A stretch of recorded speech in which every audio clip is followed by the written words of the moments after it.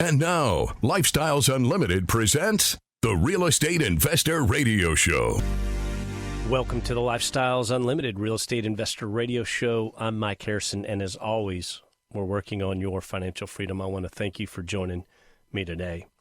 The two most important aspects of real estate investing, in my humble opinion, are education and networking. And I say that because when I first started investing in real estate, I did it on my own. I had no one to call, no one to lean on, no one to pick up the phone and say, hey, what about this? I literally just winged it. I tried to do what I thought was most effective and the smart move, and sometimes it was the smart move and sometimes it wasn't. It worked out, thankfully. And then the second side of that, the education piece. I didn't have any formal education or any strategy, didn't even know there was really anything out there. But once I had those two components, the education, which is the understanding of a process, the knowledge to essentially function properly, to make effective decisions, the components, the metrics, and then the networking piece, where we have that group of like-minded people that we can pick up the phone and say, hey, this is what I'm running into. I know you've done this before. What should I do in this circumstance? Or who should I call to help me with this? And that's where that networking piece, really the two of those combined, make real estate investing a lot of fun, but it helps us make a lot of money and be really effective and good at what we do. And the individual I have on the show today, I met him back in 2018 when I pivoted from single family to multifamily apartment investing, and this person is absolutely on my network list. In fact, I reached out to him just a few weeks ago, and Ed, I want to say thank you for your advice. It was spot on, and things are going well, but I'm sure I'll have more questions for you. But Ed, I want to thank you for coming on the show. Mike, it's great to be here with you again. Wonderful. Thanks for taking the time. Ed, if you would, take a moment, give us a little bit of background about yourself, and then share your current real estate portfolio with us. Sure, thanks. I am spent my career mostly in the technology field professionally, and spent the last 20 years specifically at Microsoft and Apple in the technical side, and even though I worked for two very big, household name brand companies, really wondered how I was going to take care of my retirement. And I've said this before to you and some other folks. My wife wondered, if we were going to be eating dog food in our retirement. And, we had some things earlier in our marriage that hurt us financially. And so we were a little behind, and that was something that really affected us. So we were trying to figure some things out financially, and just things that, working for these large companies, they don't really pay you as well as you think they do. And we were just trying to figure it out.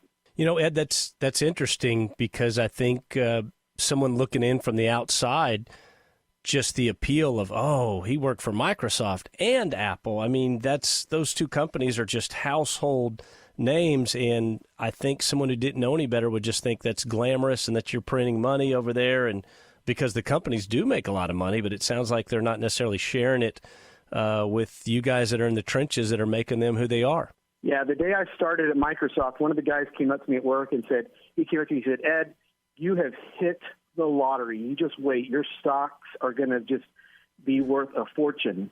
And then you fast forward to the day I got laid off.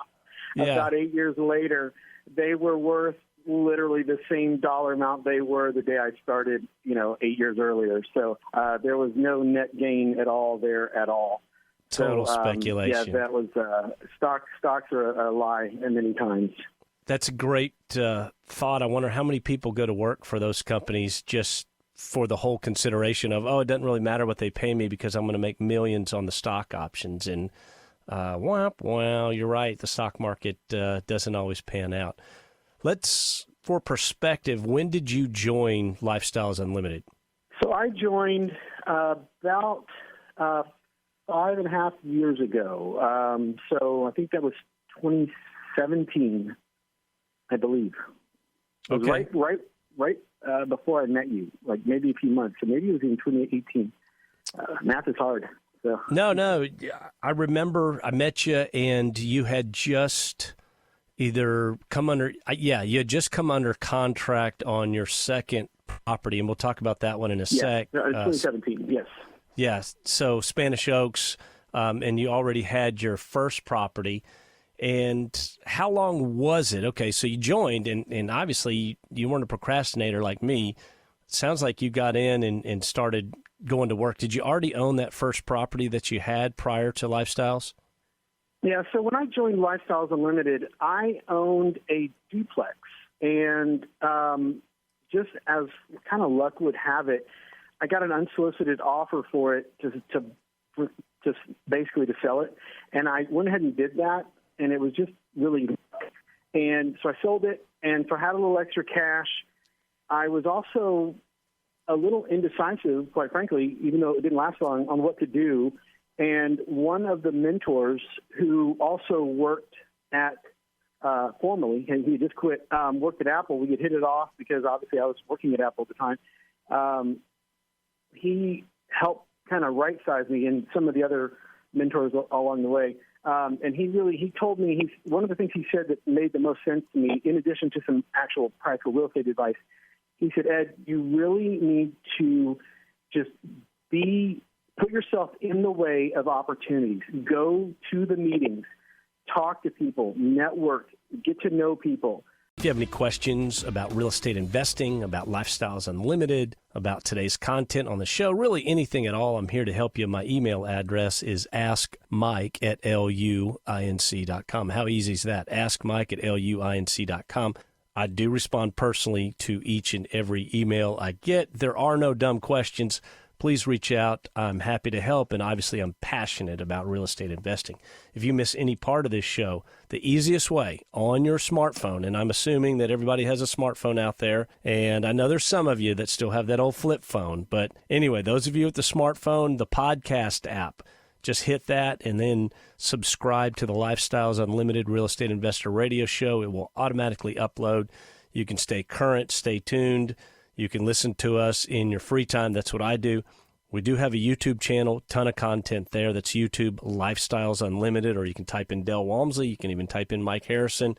There's a lot of Mike Harrisons on YouTube, but you'll have to look for the real estate portion, obviously some of the stuff that I've done. And then, as always, our website, lifestylesunlimited.com. I'm here with my friend Ed Faulkner. Ed owns HZF Properties. He's a lead investor within Lifestyles Unlimited. And for those of you that are not members of Lifestyle Unlimited, that's what we call a syndicator. That's where somebody creates a business and offers part of that business for others to invest in as passive investors. For instance, Ed would go out, identify apartment community, and say, hey, here's my business plan. It's going to take X amount to purchase this apartment community.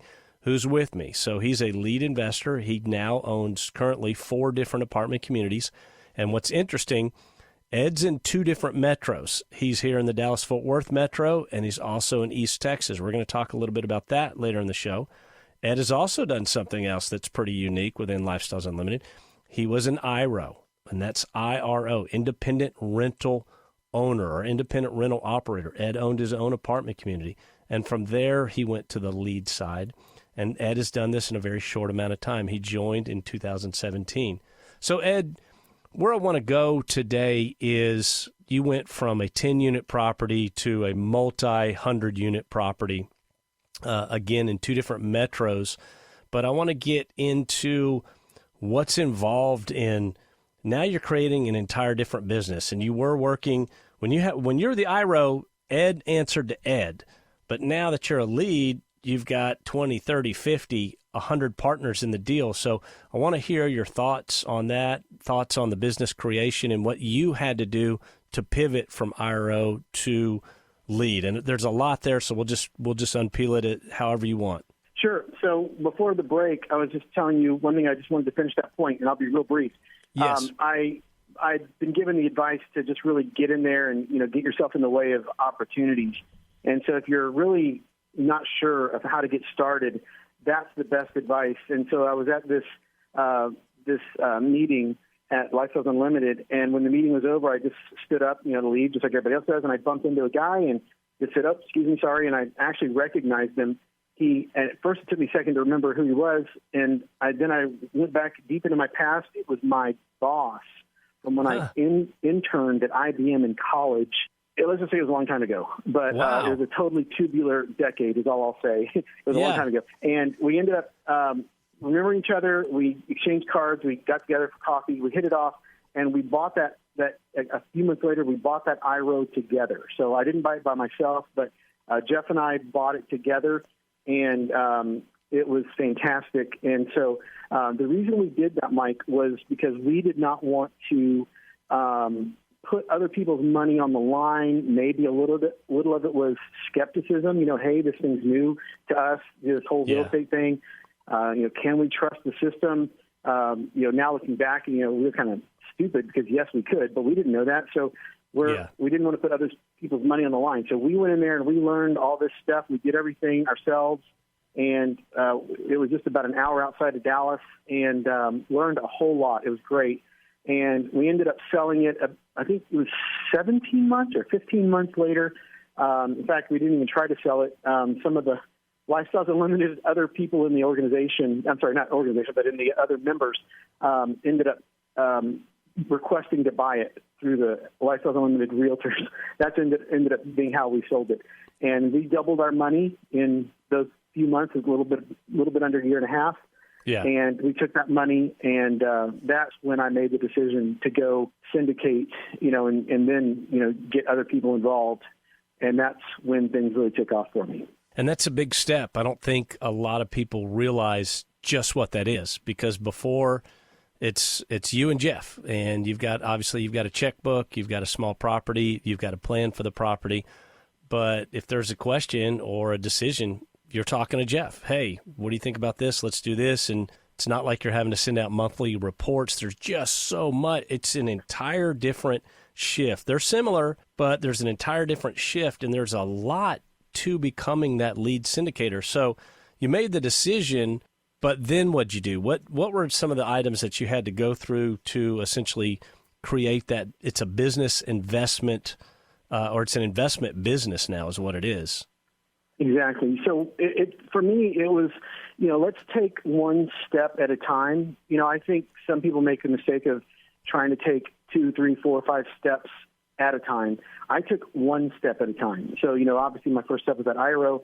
The second one was building on that. All the operational things that I learned in the IRO applies to every business I've had since, every property I've had since.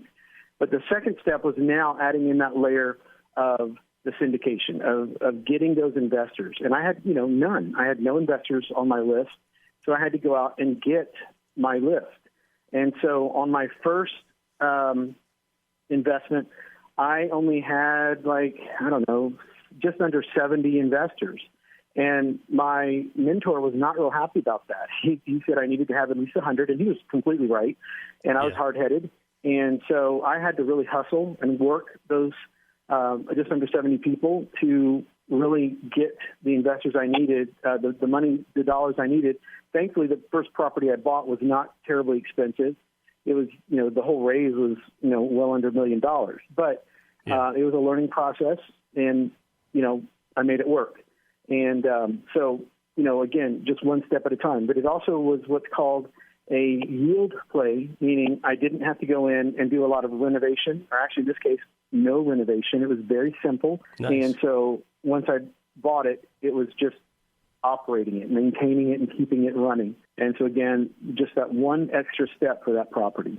Was the accounting side of it difficult? And I don't know what accounting you used on the IRO, but obviously when you come into a larger property with partners in there, it's a specific accrual type of accounting. Was that hard? Yeah, so that's a great point. You kind of take me back on that. So back to those years, that was actually a real challenge going from the world of not really needing to account for that kind of information. Yeah, Jeff and I jumped around trying to use different products on the market, and we pretty much sold the property before we really ever found, the great system that we wanted to use. And we had an accountant work it out. But on this first property, Spanish Cove. I'm going to stop you there. We're up against a break, but we'll come back and dig into the juicy details of multifamily apartment accounting. My name's Mike Harrison. Got questions? Call Lifestyles Unlimited at 855-497-4335. The Real Estate Investor Radio Show continues next. There is a dream killer here somewhere today. You're going to run into somebody that's going to tell you this stuff doesn't work. Like Vinette said, it's a scam. This is probably a multi-level marketing program. Somebody is going to tell you it doesn't work because you're the wrong race, the wrong age, the wrong sex, the wrong sexual preference, the something or other. And this is all set up so rich people can be successful and all you poor people can't. And if you believe that, they've won. But if you don't, you win. Don't believe the dream killers. Start winning today with the Lifestyles Unlimited free workshop. Get the knowledge you need to replace your income in 2 to 5 years, and then find out how to take action. Register for the free online workshop at lifestylesunlimitedworkshop.com.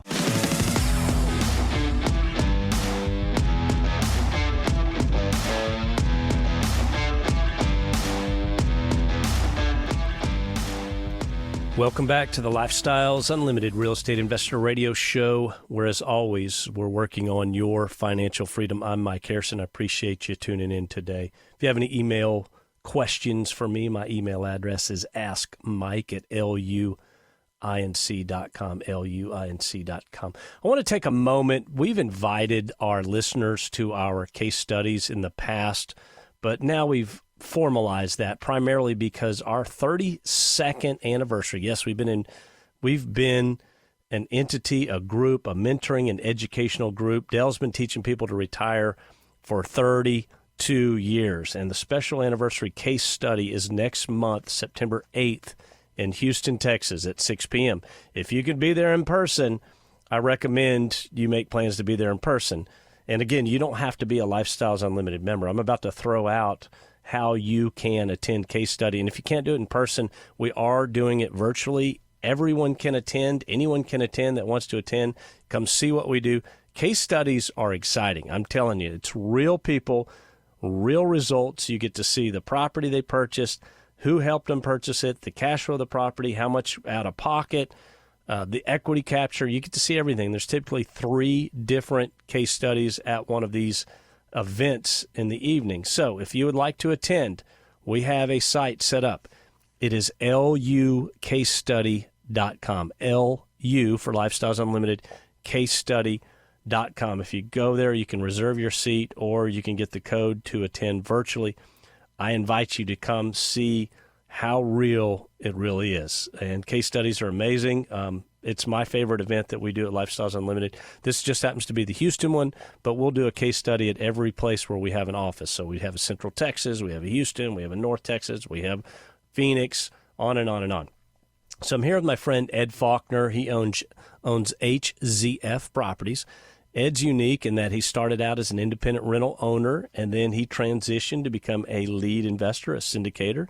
He joined Lifestyles Unlimited in 2017, just a very short time ago, and Ed's the guy. Ed will go out and put together these, essentially it's a business deal, puts it together start to finish, and he has investors come on board. So Ed, you were there, and we were talking about what you needed to do to pivot from independent rental owner into that professional syndicator, and there's just so much to it, accounting only being one small piece. And by accounting, you've got the trailing T12, which I call a P&L statement. You've got rent roll. You've got accounts receivable. You've got accounts payable. You've got to put that accounting into some sort of format where you can send each month essentially a little information packet to the passives and tell them what's going on. So tell me how you transitioned from your own accounting on the IRO to maybe something more professional. Yeah, so we did a little bit of research trying to find the best solution for property management, and of course, LU is a fantastic resource for finding that. And we landed on the one that we're using now. I don't know if we're supposed to mention brand names, so I won't. But But we use one that is firmly used by many, many people in the Lifestyles organization, and I use it now for all 4 of my properties. And I originally was managing my own properties, and now that we're of a certain size, it's become actually a better solution for us to use third-party management. And so I've made sure that the property management company that I selected also uses the same platform. And so they're using that same platform as well. So we're having consistency with our reporting, with all the intake of data, and all the everything that happens in the business is all very consistent with what we were doing when we were managing the properties as well. So it's a great experience, and I'm able to understand what they're doing, because I was doing it for myself before, albeit on a smaller scale, because now we're dealing with much larger properties. And everything's very consistent. So for you listeners out there, what Ed's telling us is when his properties were smaller, he was the manager. And now that his properties are larger, he has third-party management to run these properties. Ed, there's several software solutions out there for accounting, some much more popular than others. I take it when you interview a third-party company to do the management, you say, hey, are you skilled in this particular software, or are they pretty much skilled in several of them?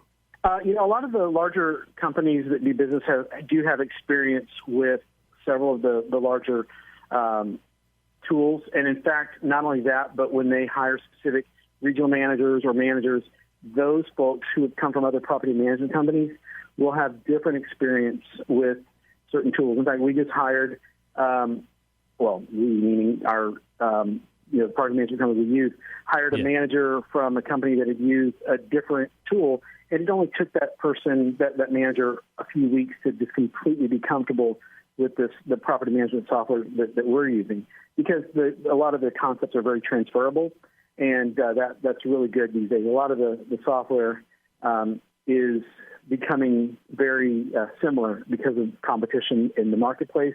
And a little bit of it is because some of these people are leaving their software development company and starting new ones, and so it's becoming a little bit incestuous as well, which a lot of industries go through that as well. Gotcha. So it sounds user-friendly. So let me ask you this. Is the accounting software also essentially a management software, because just the day-to-day data entry, this happened with this unit, this person paid this person's behind here, is that what it's transitioned to? Yeah, this is an industry where it is really not okay to use, and I will use this name brand, it is not okay to use QuickBooks in this industry. It's one of those things. QuickBooks is a fantastic tool.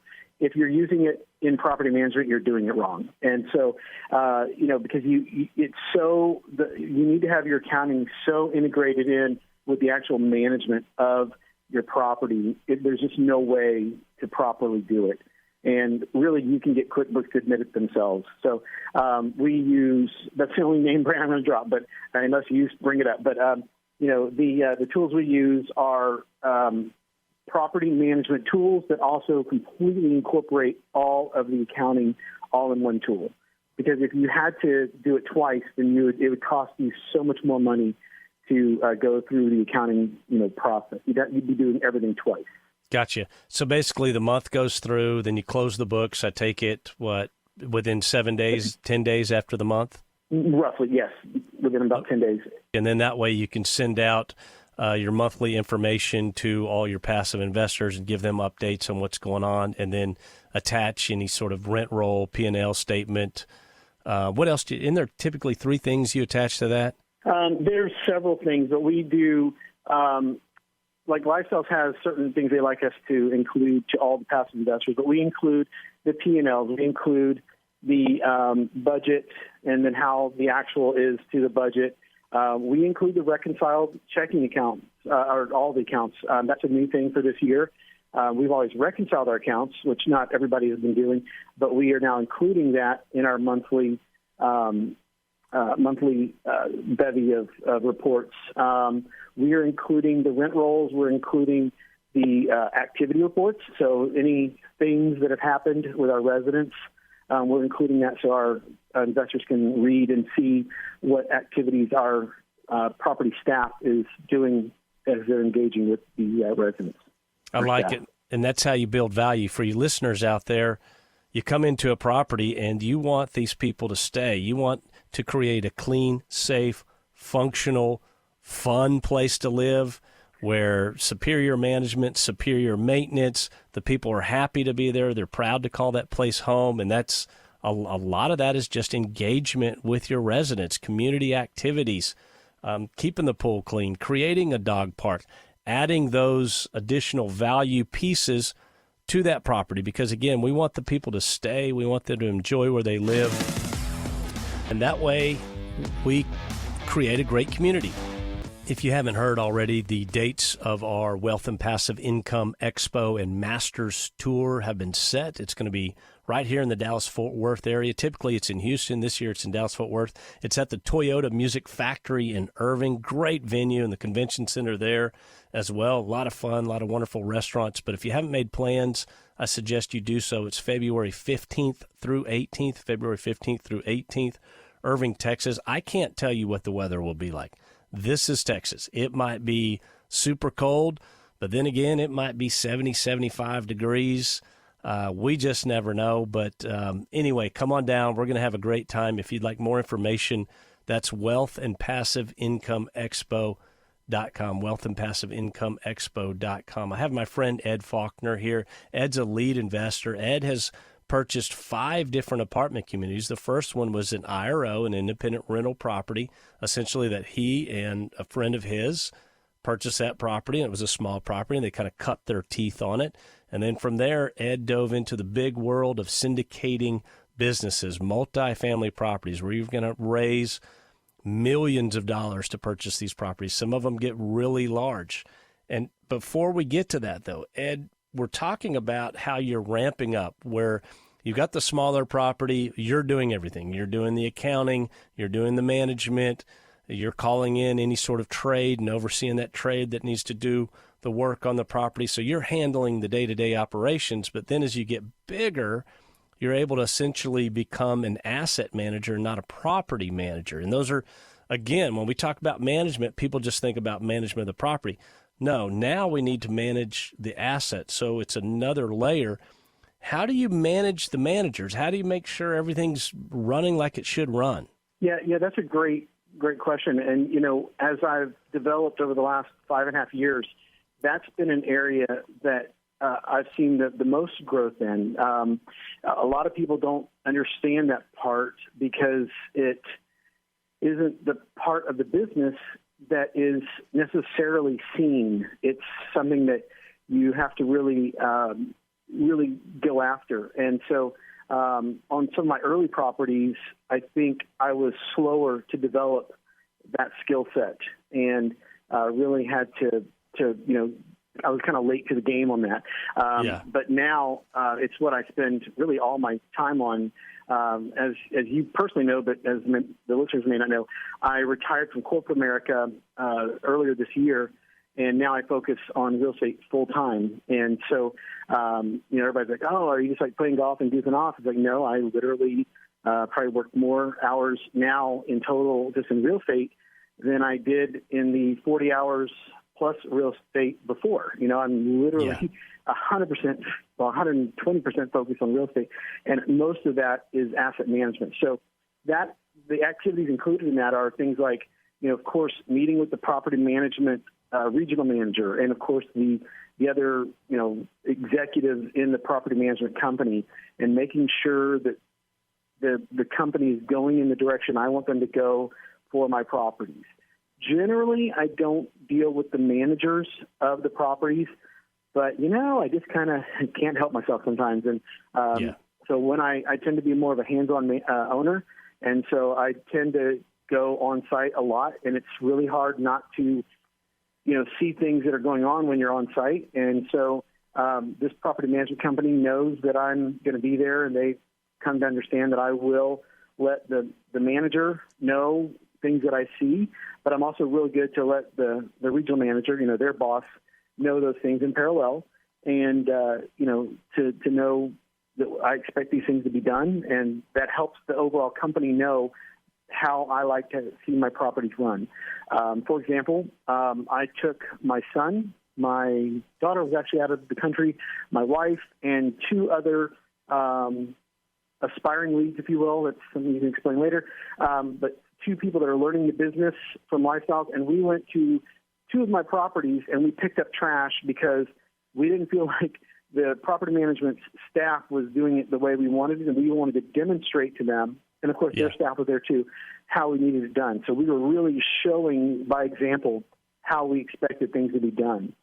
And then I work with the bookkeeper at the property management company to, get the reports tweaked just the way I want them, and I know how, what my investors are going to want to see.